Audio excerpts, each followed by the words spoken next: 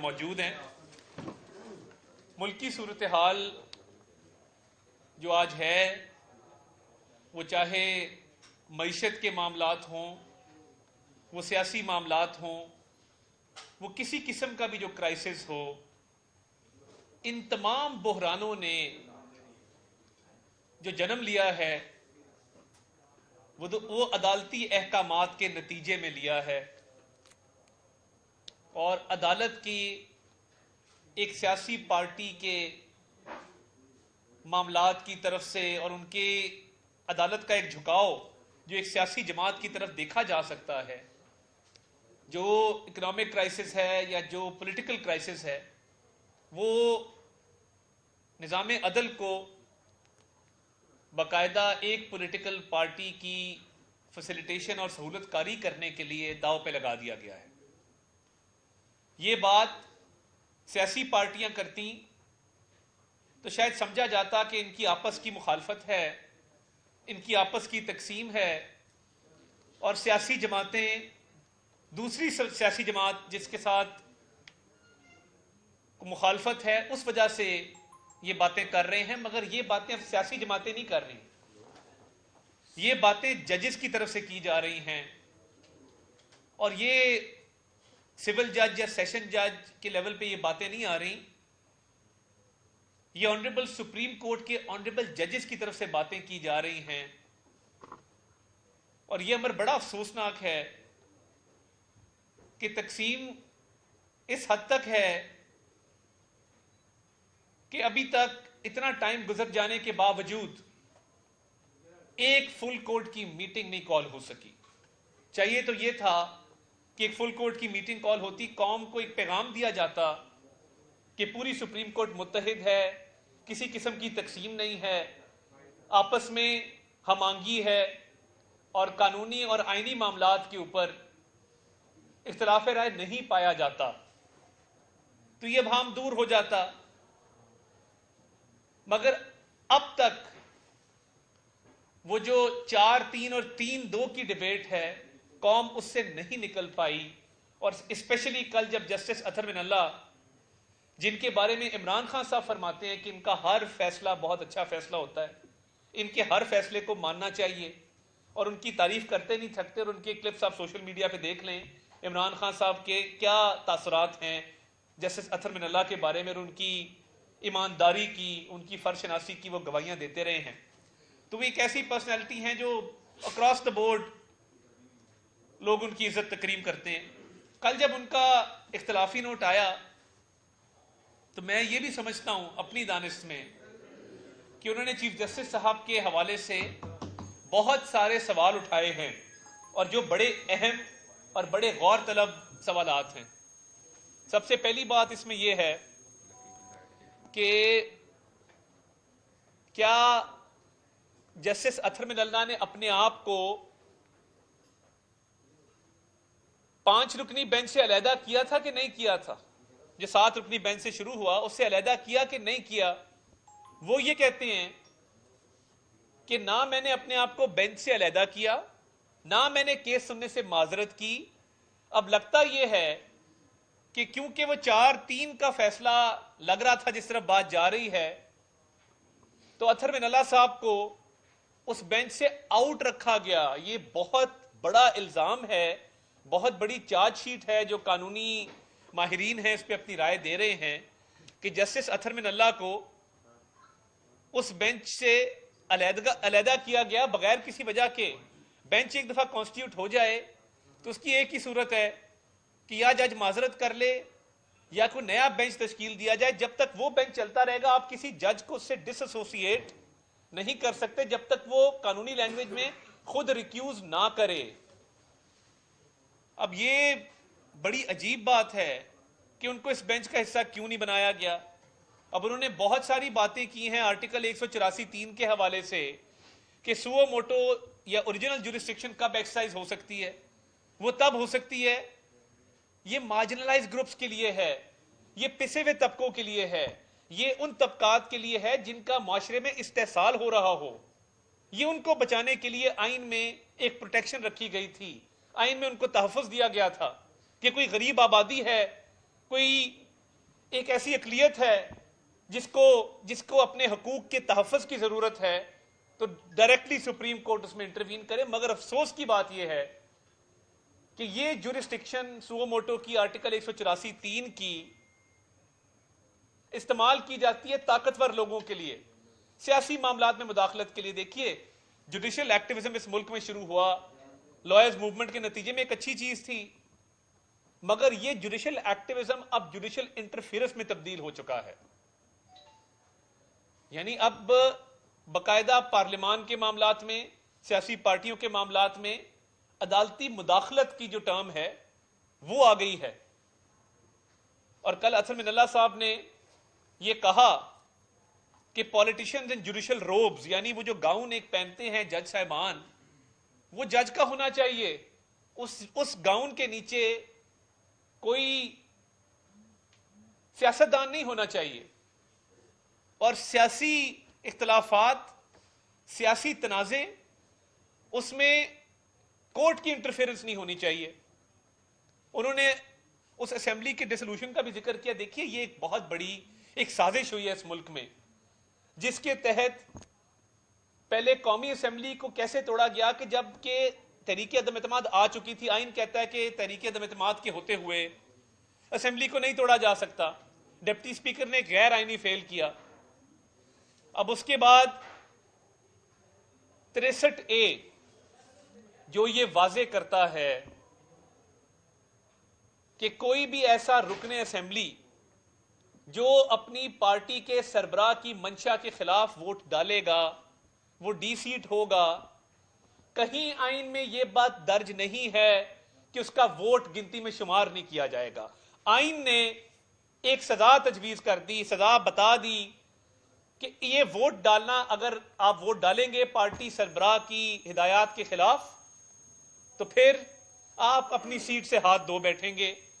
یہ نہیں لکھا ہوا کہ آپ کا ووٹ گنتی میں شمار نہیں کیا جائے گا. یہ کیسا گناہ ہے کہ یہ گناہ سرزد بھی نہ ہو اور اس گناہ کی سزا بھی دے دی جائے، کیونکہ ایک تاثر یہ ہے کہ ایک سیاسی جماعت کو اس کا فائدہ پہنچانا مقصود تھا. اب 63A میں بڑا کلیئر ہے، جتنے بھی خط لکھے گئے قومی اور صوبائی اسمبلی کے منحرف اراکین کو، وہ پارٹی کے سیکرٹری جنرل کی طرف سے لکھے گئے. آن ریکارڈ میں یہ بات کر رہا ہوں، مجھے غلط ثابت کر دیں. اسد عمر نے وہ خط لکھے. مجھے بتا دینا کہ پنجاب کی پارلیمانی پارٹی کا اجلاس کب بلایا گیا یا شو کاز کب ایشو کیا ہے پارلیمانی پارٹی کے ہیڈ نے یا پارلیمانی پارٹی نے. یہ عمران خان کی سہولت کاری ہوئی کہ اس کو اتنا ڈاڈلا ہے، چلے اس کی چوری چکاری پہ کورٹوں کا ایک نرم ویو ہے کہ تو شاخانہ کا ٹرائل نہیں چلتا، اس کی اداروں کے خلاف ہرزہ سرائی پہ ایک نرم ویو ہے کہ کوئی بات نہیں، یہ فوج کے ادارے کو برا بھلا کہتا ہے، کیمپینیں چلاتا ہے، چلے ٹھیک ہے آپ کا ایک نرم ویو عدلیہ کا مان لیا. عدالتیں ایک سافٹ کارنر اس کے حوالے سے رکھتی ہیں اور اس کی سہولت کاری جاری ہے، وہ چوری کرے چکاری کرے، مگر کم از کم اس کے لاڈ میں، اس کے پیار میں آئین کو دوبارہ تو نہیں لکھنا تھا. اپنے ہاتھ جوڑ کے آپ سے گزارش ہے کہ وہ لاڈلا ضرور ہوگا کہ اس کی چوری ڈکیتی، اس کے معاملات کو آپ پسے پردہ ڈال دیں، مگر اتنا لاڈلا تو نہیں تھا کہ ایک مقدس کتاب ہے آئین کی، اس کو اس لاڈلے کی خاطر آپ نے دوبارہ اثر نو لکھا تاکہ اس کی پنجاب میں حکومت قائم ہو سکے. اور ہم نے ہوتے دیکھا، یہ کوئی بفروزے کی بات نہیں ہے. آپ نے کہا کہ پارلیمانی پارٹی کا ہیڈ جو ہے وہ فیصلہ کرے گا، اس کی بھی ہدایت نہیں. آپ نے ہمارے لوگوں کو ڈی سیٹ بھی کیا اور ان کے ووٹ بھی گنتی میں شمار نہیں کیے. بتا دیں آئین میں کہاں لکھا ہے کہ ووٹ گنتی میں شمار نہیں ہوں گے. یہ اتنا بڑا ظلم ہے، یہ اتنی بڑی زیادتی ہے کہ یہ شاید پاکستان کی تاریخ میں کبھی نہیں ہوئی. یہ ایک جس طرح ذوالفقار علی بھٹو صاحب کا جوڈیشل مرڈر تھا اور وہ 4 اپریل کو آپ نے دیکھا کہ اسی دن عدالت نے یہ آرڈر بھی دیا. تو جب یہ تاریخ لکھی جائے گی اور سیاہ باب لکھے جائیں گے عدلیہ کے کردار کے، اس میں یہ آئین کو اثر نو لکھنا بھی لکھا جائے گا. اور اس پہ بات نہیں رکی. پھر جب چودھری شجاعت صاحب کی چٹھی آتی ہے اور وہ بطور پارٹی ہیڈ اپنے اراکین کو کہتے ہیں کہ آپ لوگوں نے حمزہ شہباز کو ووٹ ڈالنا ہے تو آئین دوبارہ لکھا جاتا ہے اور کہا جاتا ہے نہیں، یہ پارلیمانی پارٹی ڈیسائیڈ کرے گی، پارٹی ہیڈ ڈکٹیٹر ہوتا ہے۔ اگر پارٹی ہیڈ ڈکٹیٹر ہوتا ہے تو پھر لوگ یہ کہہ رہے ہیں کہ چیف جسٹس کیا ہوتا ہے؟ رولز یہ کہتے ہیں کہ ہی از ون امنگ ایکولز، یعنی وہ بہت سارے لوگوں میں برابری کی سطح میں ایک شخص ہے۔ سینیورٹی کی وجہ سے اس کو چیف جسٹس کا عہدہ دیا جاتا ہے۔ اس کا یہ مطلب نہیں ہے کہ وہ مادر پدر آزاد ہے کہ مرضی کے بینچز بنائے، کسی سے مشورہ نہ کرے، کورٹ کو تقسیم کریں اور آئین کو از سر نو کسی ایک پولیٹیکل پارٹی کی سہولت کاری میں لکھیں۔ یہ ممکن نہیں ہے۔ آئین کو 2 دفعہ آپ نے ری رائٹ کر دیا اور پنجاب میں حکومت بنا دی۔ آج جو الیکشن پہ آپ فیصلہ کر رہے ہیں اور یک طرفہ فیصلہ کر رہے ہیں، الیکشن سے ہم اللہ کا شکر ہے نہ بھاگنے والے تھے نہ بھاگیں گے۔ ہماری تو مریم نواز شریف صاحبہ کھڑیاں میں اتنا بڑا جلسہ کر لیتی ہیں جو آپ مینار پاکستان میں نہیں کر پائے تھے، اور ہمارا عوامی رابطہ مہم بھی جاری ہے، تنظیم کے حوالے سے بھی معاملات جاری ہیں۔ تو الیکشن کی تو نوبت ہی نہ آتی ہے، اسمبلی توڑنے کی نوبت تو تب آئی جب تحریک انصاف کو یہ حکومت دی گئی۔ اور مجھے یہ لگتا ہے کہ کہیں نہ کہیں کوئی ساز باز ایسی ہے کہ ضد ہے کہ اپنے ہوتے ہوئے الیکشن کروانے۔ بھائی کیوں؟ پہلے 63 آپ دوبارہ لکھتے ہیں، آئین کی تشریح غلط کر کے آئین کو اثر نو لکھا جاتا ہے، پی ٹی آئی کی حکومت قائم کی جاتی ہے، ان کو حکومت توڑنے کا موقع دیا جاتا ہے، حکومت توڑنے کے بعد ان کی مرضی کی ڈیٹ پہ الیکشن کے آرڈر پاس کیے جاتے ہیں۔ جج پہ جج کہہ رہا ہے کہ سر آپ نے پروسیجر فالو نہیں کیا، آپ کی جورسڈکشن نہیں بنتی، ہائی کورٹ کو فیصلہ کرنے دیں، آپ غلط کر رہے ہیں۔ ایک کے بعد ایک جج بینچ سے اٹھتا گیا، مگر 3 رکنی بینچ ضد پہ اڑا تھا کہ ہم نے عمران خان کی مرضی کے الیکشن کی ڈیٹ دینی ہے۔ تو یہ کوئی ایک واقعہ نہیں ہے، یہ پوری فہرست ہے ایک واقعات کی کہ کس طرح ایک پولیٹیکل پارٹی کی سہولت کاری کی گئی اور ایک پولیٹیکل پارٹی کو فائدہ دینے کے لیے آئین کو تبدیل کر کے اور آئین کو تبدیل کرنے کے بعد ایک کے بعد ایک جوڈیشل آرڈر اس کے حق میں دیے گئے۔ تو میرا تو یہ مطالبہ ہے بڑا کلیئر کہ ان سارے معاملات کو دیکھتے ہوئے چیف جسٹس آف پاکستان کو فی الفور مستعفی ہو جانا چاہیے۔ یہ آواز میری آواز نہیں ہے، اس آواز میں پاکستان کی سول سوسائٹی شامل ہے، پاکستان کے وکلا شامل ہیں، اور کل کے اطہر من اللہ کے آرڈر کے بعد جس سے بات کرو وہ یہ کہتا ہے کہ یہ آئین اور قانون کے ساتھ جو کھلواڑ کیا گیا ہے ایک لاڈلے کو فائدہ دینے کے لیے، اس کے حق میں جو فیصلے کیے گئے ہیں، اب گنجائش نہیں بنتی کہ جب آپ کے اپنے ججز آواز اٹھا کے تحریری حکم ناموں کے ذریعے یہ کہہ رہے ہیں کہ آپ نے غلط کیا ہے، آپ کا یہ اختیار نہیں تھا اور آپ نے باقی ججز کو آن بورڈ نہیں لیا اس کے اندر، تو یہ تقسیم آپ چاہتے تو ختم کر دیتے، فل کورٹ کی تشکیل کر دیتے، آج یہ بحران پیدا ہی نہ ہوتا۔ آپ نے باقی جج صاحبان کو اس قابل ہی نہیں سمجھا کہ ان کو اپنے ساتھ بٹھایا جائے۔ تو یہ تو کل ایک عام شہری کی طرف سے ریفرنس بھی دائر کیا گیا ہے چیف جسٹس صاحب کے خلاف جوڈیشل مس کانڈکٹ کا۔ ججز کا جو کوڈ آف کانڈکٹ ہے بڑا کلیئر ہے کہ جج جو ہے وہ جانبدار نہیں ہوگا، جج جو ہے وہ غیر منصفانہ فیصلے نہیں کرے گا، جج کا کسی ایک سیاسی جماعت کی طرف جھکاؤ نظر نہیں آنا چاہیے، جج کو ان ساری چیزوں سے مبارہ ہونا چاہیے۔ جب آپ اپنے ججز کو ساتھ سے ہٹا دیں گے بینچ سے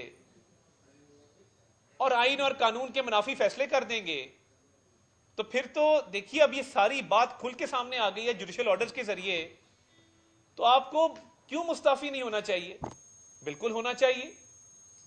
کل وزیر اطلاعات مریم اورنگزیب صاحبہ نے مطالبہ کیا، میں اس مطالبے کو دہرانا چاہتا ہوں، یہ عوام کی آواز ہے کہ آپ مستعفی ہوں۔ اور جو کل ریفرنس کسی نے دائر کیا ہے مظاہر علی اکبر نقوی کا، آج تک ریفرنس نہیں لگا، آپ نے پھر قاضی فائزیسا کے آرڈر کی نفی کرنے والے 6 ممبر بینچ پہ ان کو بٹھایا، یہ میسج دینے کے لیے کہ یہ کرپٹ ہے، اس کے بچے اس کے فرنٹ مین ہیں، ایک اس نے جو لاہور میں گھر 40 کروڑ کا 10 کروڑ میں خریدا ہے، اربوں کی اس کی بینامی پراپرٹی ہے، مگر کیونکہ یہ میری گروپنگ میں شامل ہے میں اس کو ساتھ بٹھاؤں گا۔ یہ بھی مس کانڈکٹ ہے کہ آپ نے اس کو 6 رکنی بینچ میں شامل کیا باوجود اس بات کے کہ کرپشن کے الزامات لگے ہوئے ہیں، کرپشن کے ثبوت آ گئے ہیں۔ ایک نہیں 6 ریفرنسز بار کاؤنسلز کی طرف سے، شہریوں کی طرف سے، میاں داؤد نامی ایک وکیل ہے اس کی طرف سے، وہ پینڈنگ ہے، اس کو ٹیک اپ ہی نہیں کیا جا رہا۔ ہمارے کیسز لگتے ہیں لائٹننگ سپیڈ سے، یوں جس میں ہمیں سزا دینی ہو جس میں دیوار کے ساتھ لگانا ہو وہ گھنٹوں میں کیسز ڈیسائیڈ ہوتے ہیں، مگر جب اپنی باری آتی ہے، اپنے ساتھ بٹھائے ہوئے لوگوں کی باری آتی ہے تو 6 مہینے وہ کیس لگتا ہی نہیں ہے، کیونکہ سہولت کاری ہے، ساز باز ہے، ملی بھگت ہے۔ کہاں گئی وہ آڈیو مظاہر نقوی کی جس میں وہ بات کر رہے ہیں پرویز الہی صاحب سے؟ کہاں گیا وہ محمد خان بھٹی کا بیان جس میں وہ بار بار کہہ رہا ہے کہ اس کے بچے فرنٹ مین ہیں، ہم ان کو پیسے بھی دیتے رہے ہیں، ان کے کام بھی کرتے رہے ہیں، اور ان ریٹرن وہ ہمارے حق میں فیصلے کرواتے رہے ہیں؟ اس کا کوئی جواب ہے یا یہ ریفرنس نہیں لگیں گے؟ ملک کی جوڈیشل تاریخ میں لوگ یہ کہہ رہے ہیں، اور یہ تاثر بھی ہے، کہ سپریم کورٹ کا ادارہ اتنا متنازع کبھی نہیں ہوا جتنا اب ہو گیا ہے، اور یہی وہ جو پارٹی ہیڈ کو ڈکٹیٹر کہا تھا، وہی فرد واحد جو ون مین شو، میں تو نہیں کہہ رہا، ون مین شو ایک جوڈیشل آرڈر میں منصور علی شاہ صاحب نے لکھا ہے کہ ون مین شو ہے۔ ون مین شو کا کیا مطلب ہے؟ کہ ایک ڈکٹیٹوریل مائنڈ سیٹ ہے، ایک سوچ جو ہے وہ اجتماعیت پہ مبنی نہیں ہے، انفرادیت پہ مبنی ہے، اور انفرادیت جڑی ہے اپنے مفاد سے اور ایک سیاسی جماعت کے مفادات سے۔ کیا یہ جائز ہے؟ کیا یہ آئین کے تابع ہے، قانون کے تابع ہے؟ یہ بات یہ نہیں ہے۔ ایک لاڈلے کی سہولت کاری میں اس کے تمام گناہ معاف کیے، چلے مان لیا، بوجھل دل سے مان لیا، اس کے لیے آئین دوبارہ لکھ دیا، اس کو تحفظ کرنے والے ججز کے خلاف ریفرنس فکس نہیں ہوتے ہیں، ایک کے بعد ایک جوڈیشل آرڈر آپ کے خلاف ایک چارج شیٹ آ رہی ہے، یہ چارج شیٹ ہے جو آپ کے بردر ججز آپ کے بارے میں لکھ رہے ہیں، اور یہ معاملہ پروسیجر کا ہے کہ 184(3) کب ایکسائز ہونی تھی غلام محمود ڈوگر کے کیس میں بلا کے چیف الیکشن کمشنر کو کھڑا کر دیں، یہ اسی طرح کے بکری چوری کا مقدمہ کر دیں کسی سیاستدان پہ اور اس پہ اور چوریاں ڈال دیں۔ مقدمہ غلام محمود ڈوگر کی ٹرانسفر کا ہے، 2 جج کہہ رہے ہیں کہ الیکشن ٹائم پہ ہونا چاہیے، ہمارا خیال ہے۔ بھائی معاملہ کچھ اور ہے، بات کچھ اور آپ کر رہے ہیں۔ آج کل تو چلے روزہ لگ جاتا ہے، لوگ کہتے ہیں کہ روزہ لگ جاتا ہے لوگوں کو، اس نے تب تو روزے بھی نہیں تھے۔ تو یہ معاملات بڑے سنگین ہیں، آپ کو اپنا ہاؤس ان آرڈر کرنا ہوگا باقی معاملات کو آگے چلانے کے لیے، ورنہ آپ کے کس حکم کو کون مانے گا اور کیوں مانے گا؟ جب اتنے سوالیہ نشان آپ لگا دیں گے اپنے ادارے کے اوپر، ہمیں اس ادارے کا احترام ہے، اس کی ساکھ متاثر ہو رہی ہے، ہم دکھی ہیں، اس ادارے کو بچائیے، اس کی ساکھ کو بچائیے، عدل کے نظام کو بچائیے، سہولت کاری بند کریں ایک لاڈلے کی، اور اپنے ساتھ بیٹھے ایک شخص جس کے خلاف ریفرنس آ چکا اس کو لگائیں۔ کسی شہری نے بڑی ہمت کی جس نے آپ کے خلاف ریفرنس دے دیا مس کانڈکٹ کا، وہ بھی فکس ضرور ہو، مگر اس کا تو پہلے ساز باز لیں کہ اس نے کیا کرپشن کی ہے، اور یہ ٹرک کیا تھا، اور وہ آڈیوز کیا تھی۔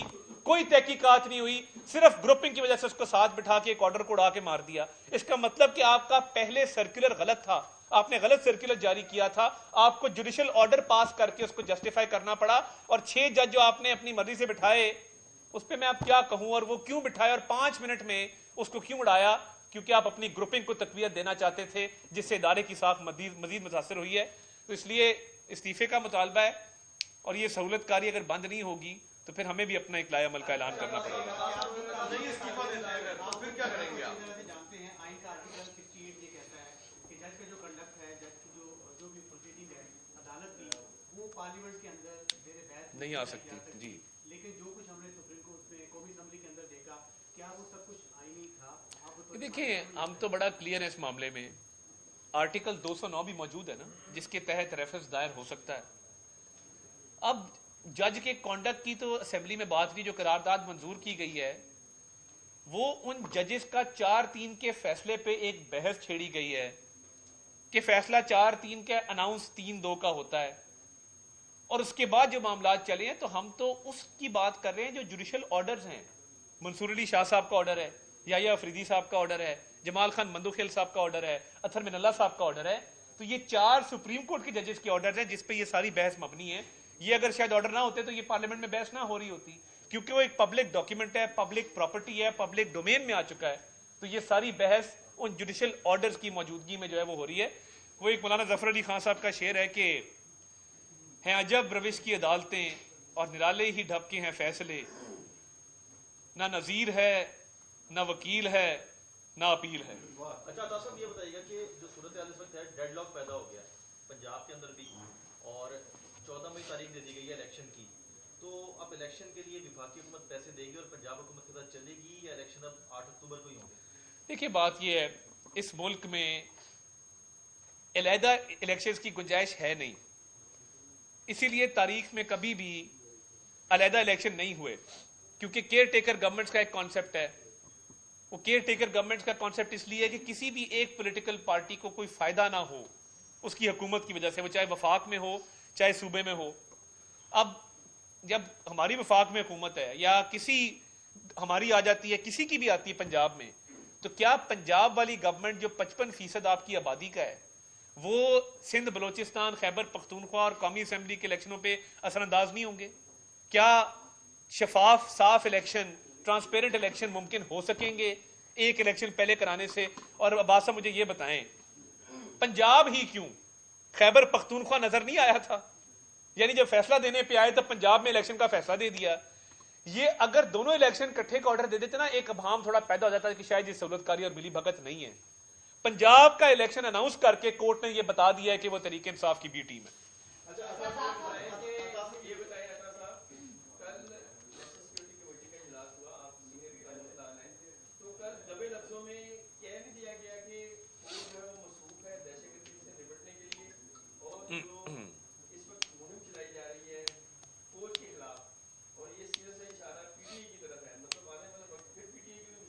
देखिए, एक तो कल जो शंबे नामी एक दहशतगर्द बलूचिस्तान से गिरफ्तार हुआ जो बहुत सारी कार्रवाई में मुलव्वस था, DGISI lieutenant general Nadeem Anjum की काविशों को सराहा गया और मैं समझता हूं कि वो उनको खिराज तहसीन पेश करना चाहिए कि एक सियासी जमात हमारी एक प्रीमियर एजेंसी पे जो मुल्क की सरहदों की हिफाजत करती है, जिसके अभी पीछे एक ब्रिगेडियर साहब शहीद हुए हैं वाना वजीरिस्तान में, ब्रिगेडियर बरकी, आए रोज ISI के अफसरान और जवानों की शहादतें होती हैं इंटेलिजेंस बेस्ड ऑपरेशंस के दौरान।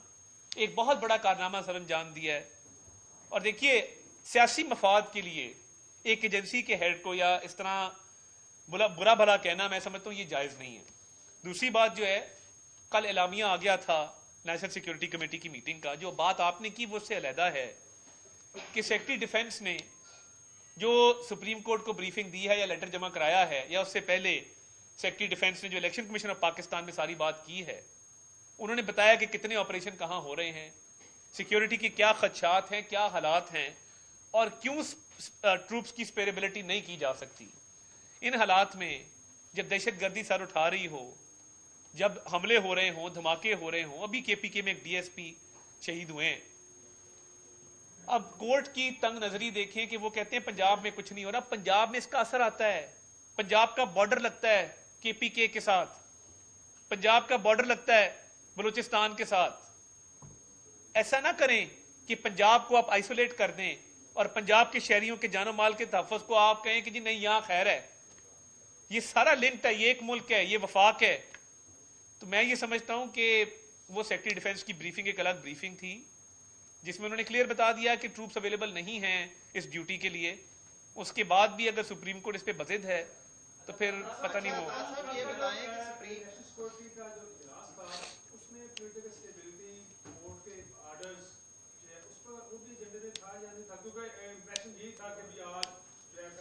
नहीं, ऐसा देखिए, ऐसा कोई जो एलामिया जारी हुआ है वो नेशनल सिक्योरिटी कमेटी का नहीं, देखिए वो जितना एलामिया जारी उतनी बात है।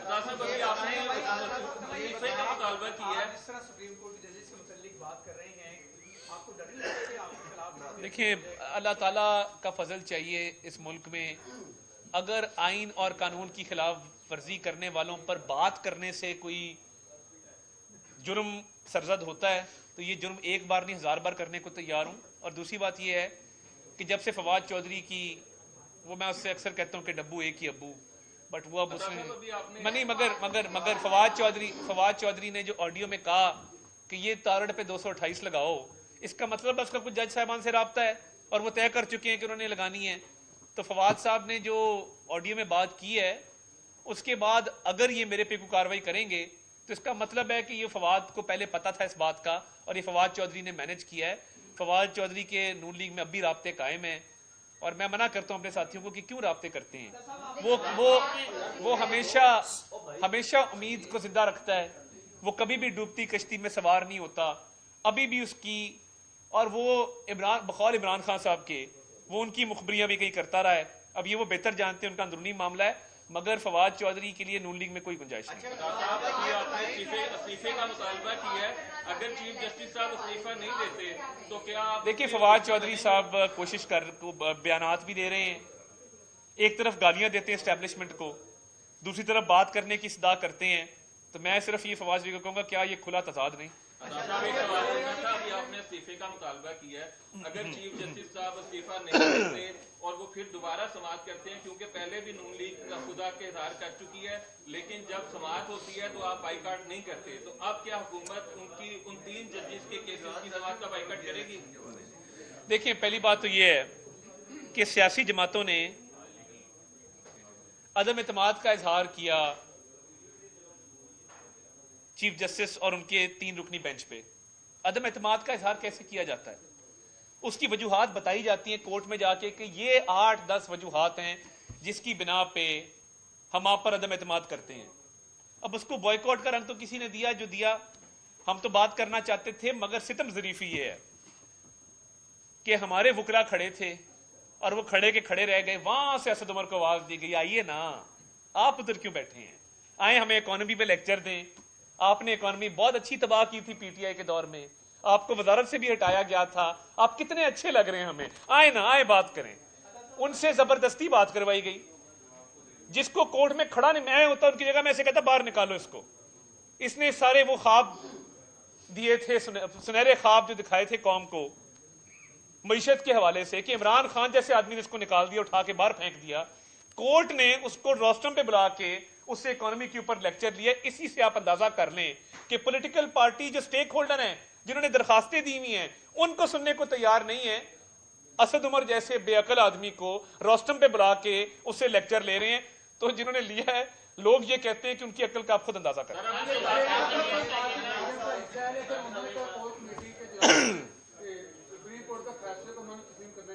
देखिए जो हुकूमती इत्तेहाद है पीपल्स पार्टी उसका हिस्सा है और वो खुल के अपनी राय का इजहार करते हैं हर मौके पे, तो वो हुकूमत के तमाम फैसलों के साथ हैं।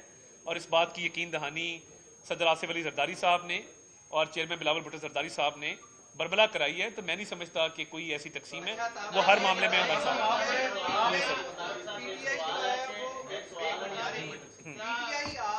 जो कबीना के खिलाफ पिटीशन लेके अदालत में जा रही है, आप कह रहे हैं कि अदालत का झुकाव उनकी तरफ है, अगर वो कबीना को नाहिल करती या तहीने अदालत लगा देती है तो फिर क्या? नहीं कबीना ने नहीं, देखिए कबीना ने क्या तौहीन की है या कबीना ने क्या ऐसा कदम उठाया कि तौहीन अदालत लग जाएगी? देखिए बिल्कुल ये रेजोल्यूशन पार्लियामेंट का है, तो पार्लियामेंट को कर दें, बुलाएं पूरी पार्लियामेंट को, पार्लियामान के इदारे को बुला लें। पार्लियामान का इदारा भी एक मुकद्दम मोहतरम और सुप्रीम इदारा है। हमारी पार्लियामेंट्री डेमोक्रेसी है, पार्लियामेंट्री सॉवरेंटी है, पार्लियामेंट एक सुप्रीम इदारा है। अगर उसने एक रेजोल्यूशन पास की है तो ये आर्टिकल 69 आपने पढ़ा होगा कि वो भी फायर वॉल है। अब पार्लियामान के मामले में भी मुदाखलत नहीं अदालत कर सकती, तो ये रेजोल्यूशन अपनी जगह कायम है। ये काबीना का रेजोल्यूशन नहीं है, ये रेजोल्यूशन पार्लियामान का रेजोल्यूशन है, मुकन्नना का रेजोल्यूशन है।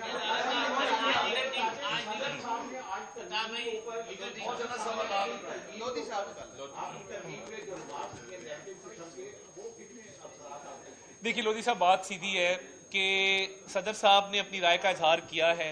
आइन सदर को पाबंद करता है कि वो 10 दिनों के बाद बिल को वापस भेजेंगे फॉर रिकंसिडरेशन।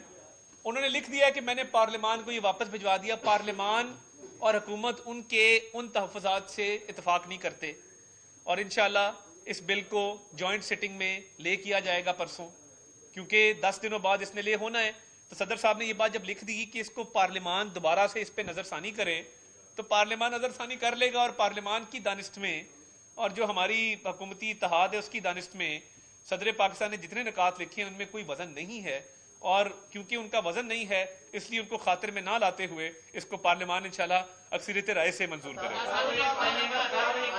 दो क्वेश्चन हो गए जज साहब हो गए कोर्ट में समाअत के दौरान जी। चीफ जस्टिस साहब ने एक सीनियर वकील शेख इकराम साहब के बारे में ये उनको कहा कि क्या आप हमारे सामने दलाइल देना चाहते हैं, और उसके बाद उन्होंने कहा कि शायद आपने बाइकआउट किया था लेकिन आप दलाइल आप देना चाहते, तो आपकी रस्सी आपके मुवक्किल ने, एक सीनियर वकील के बारे में क्या इस्तेमाल कर सकते हैं कि आपकी रस्सी शेख अकरम साहब का 50 साल का यानी निस्फ सदी का एक तजर्बा है इन कोर्टों के अंदर। सीनियर तरीन वकील है, हमारे वकील के तौर पे ना सही, एक बाय राइट उनका राइट बनता था कि उनको सुना जाता, मगर तासर ये है और लोग ये कहते हैं कि तरीके इंसाफ की सहूलतकारी में इंसाफ इतना अंधा हो गया था कि उनको ऐसे वकील भी नजर नहीं आया और लंबा तिरंगा एक शख्स नजर आ गया असद उमर, क्योंकि उसका कद लंबा था तो उसको बुला के उससे ब्रीफिंग ले ली गई। Last question, last question. तहलील हो जाती हैं आइन के मुताबिक 90 रोज का टाइम होता है, और इस दफा ये जो 2 सूबों में असम्बलियां तहलील हुई हैं, 90 रोज के अंदर इलेक्शन होना जरूरी था आइन के मुताबिक। अगर जैसे ये रीत इस दफा बनाई जा रही है कि इलेक्शन जो असम्बलियां तहलील होने के 90 रोज के अंदर नहीं होगा, तो आने वाले वक्त में कोई और भी हुकूमत ऐसे कर सकती है, तो इसको आप कैसे देखते हैं? इसको मैं ऐसे देखता हूं कि आइन का खिलवाड़ शुरू हुआ है कि जब तरीके इंसाफ को पंजाब की हुकूमत सुप्रीम कोर्ट ने प्लेट में रख के दी 63 की गलत तशरीह करके, नंबर 1। नंबर 2 ये कि मंसूबा ये था कि मुझे ये लगता है कि चीफ जस्टिस साहब अपनी निगरानी में इलेक्शन करवाना चाहते हैं, सितंबर से पहले कराना चाहते हैं और इमरान खान की सहूलतकारी करना चाहते हैं। आपने सवाल किया, मैंने बात खोल दी। तो ये 90 दिन वाली शिक तब कहां थी जब आप आइन को रीराइट करके एक पॉलिटिकल पार्टी की हुकूमत कायम कर रहे थे। तो ये 90 दिन की बात तो बाद में आती है, और 90 दिन की बात के साथ आर्टिकल 224 मुतसादिम है।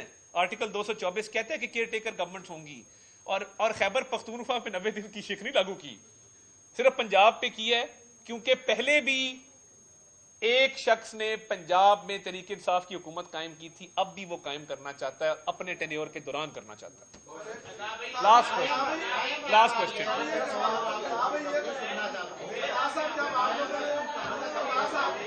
बहुत बुरा हाल है।